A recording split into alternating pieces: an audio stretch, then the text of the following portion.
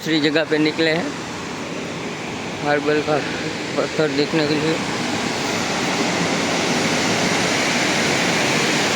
ये पूरा systematic automatic plant है।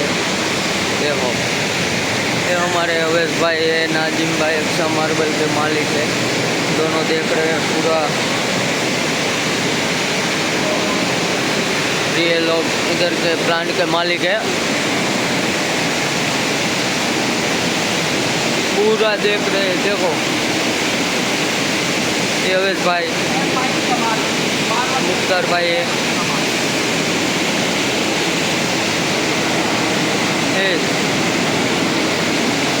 ओ अवैस भाई શું કરો हो?